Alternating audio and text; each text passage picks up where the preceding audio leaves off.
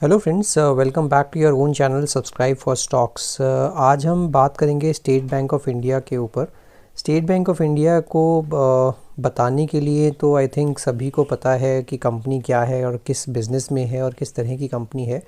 But आज हम इसमें थोड़ा सा बेसिक फंडामेंटल चीज़ देखेंगे और इसके अलावा हम थोड़ा सा चार्ट पे इसको समझेंगे कि किस तरह से ये चार्ट पर प्रेजेंट है एंड किस तरह की चाल हम आने वाले टाइम में देख सकते हैं। बिकॉज़ मार्केट बहुत टर्मोइल है और कल की वीडियो में भी आपने जैसे देखा होगा, जैसा मैंने आपको बताया था कि अगर मार्केट 13,300 का भी टारगेट तोड़ के बंद हो जाता है तो फिर 12,900 या 750 तक भी जा सकता है आने वाले टाइम में।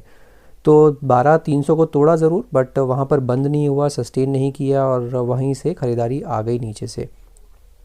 स्टेट बैंक ऑफ इंडिया जैसा आप देख सकते हैं एक भारत का सबसे बड़ा सेक्टर बैंक है। मार्केट कैप के लिहाज से देखते हैं तो 2,27,000 करोड़ का मार्केट कैप है।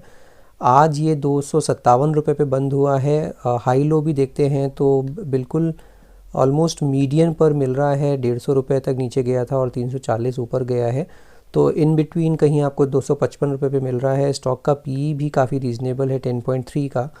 एंड बुक वैल्यू के हिसाब से देखते हैं तो बुक वैल्यू से भी नीचे आज की तारीख में ये मिल रहा है स्टॉक। बहुत ही कम कंपनीज ऐसी हैं जो इतनी दिग्गज कंपनी होने के बावजूद भी बुक वैल्यू से भी सस्ती आपको मिल रही हैं। और जैसा कि मैंने पिछली कुछ वीडियोस में बताया है कि हम लोग सिर्फ वही स्टॉक्स आइडेंटिफाई कर रहे हैं इस टाइम पर जिसमें थोड़ा सा वैल्यू दिखता है और मार्केट के साथ बहुत तेज़ी से चला नहीं है और अभी स्कोप है थोड़ा चलने का। डिविडेंड का 2 साल से मेरे ख्याल से डिविडेंड इन्होंने दिया नहीं है। 0% ROCE बहुत कुछ ग्रेट नहीं है। 4.99% रिटर्न ऑन इक्विटी 7.27%। इंडस्ट्री का पीई देखते हैं 11.6 आता है, जबकि स्टॉक का इस टाइम पर पीई 10.3 है। जब तो पीई के लिहाज से भी सस्ता दिखता है और बुक वैल्यू के हिसाब से भी ये स्टॉक सस्ता दिखता है। तो काफ़ी वैल्यू इसमें मेरे को दिखती है। प्रोमोटर की होल्डिंग 57.6% है। प्लेज परसेंटेज कुछ नहीं है इस टाइम पर। डेट टू इक्विटी तो बैंक्स में आप हमेशा ज़्यादा दिखेगी बिकॉज डेट लेके ही आगे लोन्स देती है या लोन्स डिसबर्स करती है, तो ये इनका बिजनेस ही है। हाउएवर इंटरेस्ट कवरेज रेशियो बहुत कम है, 1.18 टाइम्स, तो वो थोड़ा सा पॉइंट ऑफ कंसर्न हो सकता है। नहीं है ईपीएस भी 26 रुपये के आसपास है, तो वो भी सुधर रहा है आने वाले जो अगर पीछे कुछ सालों से कंपेयर करते हैं। तो अगर हम इसको पीयर कंपैरिजन करते हैं तो उसमें भी स्टैंड आउट करता है state bank of India because price earning ratio के हिसाब से 10.27, जबकि union bank, bank of Baroda, PNB में कुछ प्रॉब्लम ये है, पीई का रेशियो जो है बहुत गलत दिख रहा है। आई थिंक 55 के आसपास या 56 के आसपास का प्राइस अर्निंग मल्टीपल दिखेगा आपको पीएनबी में भी। तो सभी बैंक काफ़ी ज़्यादा वैल्यूएशन रख रहे हैं, जबकि स्टेट बैंक ऑफ इंडिया जो सबसे ज़्यादा प्रॉफिट और market cap point of view से नंबर 1 कंपनी है और सबसे कम मल्टीपल मिल रहा है इसमें। और अगर प्रॉफिट पॉइंट ऑफ व्यू से भी देखते हैं, नेट प्रॉफिट जो क्वार्टर का था वो 5245 करोड़ का प्रॉफिट है। अगर आप बुक वैल्यू से कंपेयर करते हैं तो प्राइस टू बुक वैल्यू भी अगर देखते हैं तो 0.91 टाइम्स है, जबकि PNB 0.5, bank of Baroda 0.36, union bank 0.55, तो सभी अपनी बुक वैल्यू से नीचे चल रहे हैं apart from IOB. But IOB में मेरे को कोई इंटरेस्ट नहीं है। इन सभी बैंकों में अगर आप देखते हैं तो ईपीएस में सभी अर्निंग नहीं हो रही है, लॉस पर शेयर दिखा रहे हैं 61 पैसा, 72 पैसा, जबकि state bank of India is the only company which is showing 26 rupees earning per share. तो बहुत ही बेहतरीन फंडामेंटल के साथ ये कंपनी है और स्टिल लाइक सस्ती इस टाइम पर मिल रही है। मैं क्वार्टरली रिजल्ट्स में अभी नहीं जाऊंगा बिकॉज अभी क्वार्टरली रिजल्ट्स आने वाले हैं, हम उस पर थोड़ा सा एनालाइज करेंगे। बट आप अगर ईपीएस पॉइंट ऑफ व्यू से देखते हैं तो ईपीएस पॉइंट ऑफ व्यू से देखेंगे तो अभी 5.88 रुपये सितंबर क्वार्टर में इसने शो किया था। और net profit point of view से भी देखेंगे तो 5246 करोड़ का नेट प्रॉफिट दिखाया था, जबकि लास्ट ईयर वाई बहुत ही ज़बरदस्त इसने जंप दिखाई है, 3375 करोड़ से सीधे 5246 करोड़। तो बहुत अच्छे से ये ग्रो कर रही है कंपनी। और अगर profit and loss statement trailing 12 months भी देखते हैं तो पिछले काफ़ी सालों से अगर देखेंगे तो 2016 के बाद अगर ईपीएस की वैल्यू देखते हैं तो सबसे ज़्यादा ट्रेलिंग 12 मंथ्स में 26 रुपये का ईपीएस दिखाया है। तो ईपीएस काफ़ी अच्छे से ग्रो कर रहा है कंपनी का। और इसके अलावा अगर आप कैश फ्लो की भी बात करते हैं तो कैश फ्लो भी बहुत अच्छे 28,803 करोड़ का नेट कैश फ्लो जनरेट किया है इसने। रेशियोज़ की बात करते हैं तो रिटर्न ऑन इक्विटी भी आप काफ़ी सालों में देखेंगे 2017, 18, 19 और ये 20, ये 4 साल में सबसे ज़्यादा रिटर्न ऑन इक्विटी है, तो पॉजिटिव ट्रेजेक्ट्री पे है, that is what is important. तो 0%, -2%, 1% और अभी 7% पे मार्च 2020 में आ गया है, और अभी ट्रेलिंग 12 मंथ्स में आई थिंक इसमें बढ़ेगा ही, और या फिर नेक्स्ट इस फाइनेंशियल ईयर में ये बढ़ना ही चाहिए रिटर्न ऑन इक्विटी। इसके अलावा शेयर होल्डिंग पैटर्न की क्विकली बात कर लेते हैं तो 57-58% के आसपास प्रमोटर होल्डिंग है। एफआईआईज़ की होल्डिंग थोड़ी सी ज़रूर कम हुई है, बट फिर भी काफ़ी ठीक ठाक 8% के आसपास एफआईआईज़ इसमें इन्वेस्टेड हैं। डीआईएस काफ़ी ज़्यादा इन्वेस्टेड हैं, 25% से ज़्यादा, और अगर आप पब्लिक के पास देखते हैं तो हार्डली 9% के आसपास की होल्डिंग पब्लिक के पास है। इसके अलावा हम थोड़ा सा ब्रोकरेज का भी देखते हैं। अगर ब्रोकरेज को आप देखेंगे तो ब्रोकरेज काफ़ी बुलिश है इस शेयर पर। अगर आप जियोजित बीएनपी पारिबा से देखेंगे तो उन्होंने इसको रिकमेंड किया है, और 294 रुपीज़ का टारगेट इसने दिया है। 12 नवंबर 2020 को ये इन्होंने अपनी रिपोर्ट निकाली थी। इसके अलावा मोतीलाल ओसवाल का भी 300 रुपये का टारगेट है। एचडीएफसी सिक्योरिटीज़ का भी 317 रुपये का टारगेट है। एक्सिस डायरेक्ट का भी 261 रुपये का टारगेट है। इससे पहले अगर आप आईसीआईसीआई सिक्योरिटीज़ का देखेंगे तो आईसीआईसीआई सिक्योरिटीज़ ने भी 235 रुपये का टारगेट दिया था, जो कि मीट हो गया था। एक्सिस डायरेक्ट का भी टारगेट मेट आप देख सकते हैं, बट अभी भी 317 रुपये का टारगेट अभी भी मुकम्मल नहीं हुआ है। तो बुलिश है ऑब्वियसली। ब्रोकरेज भी काफ़ी इस पे बुलिश है, और एवरेज ब्रोकर टारगेट देखते हैं तो 286 के आसपास का टारगेट आता है, और 257 का रेट चल रहा है अभी।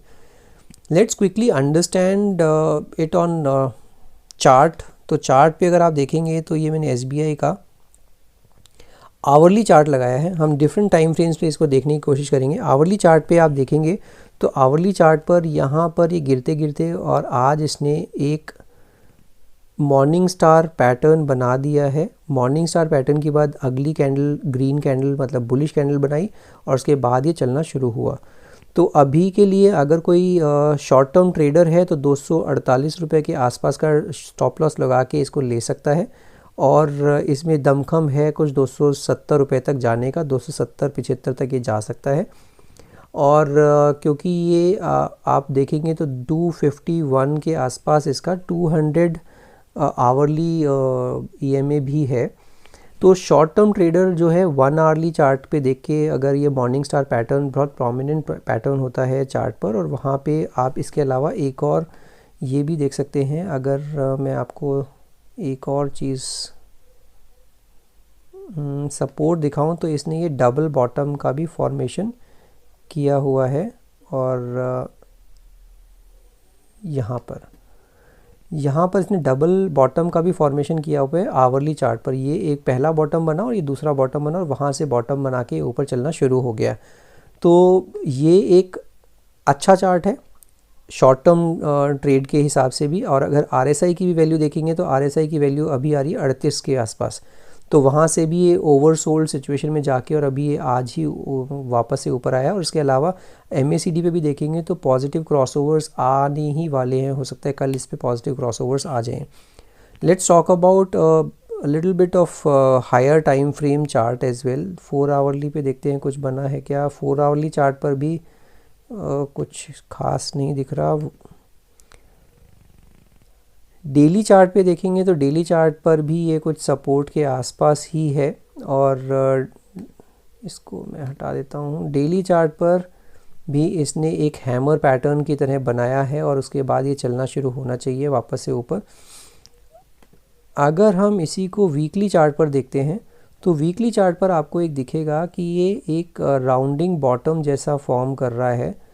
और दूसरी बात ये है कि यहाँ पर 200 वीक एक्सपोनेंशियल मूविंग एवरेज जो है इसका 257 रुपीज़ के आसपास है, और पिछले 3 दिन से ये 1 2 3 4 दिन से ये उसी के ऊपर क्लोज दे रहा है।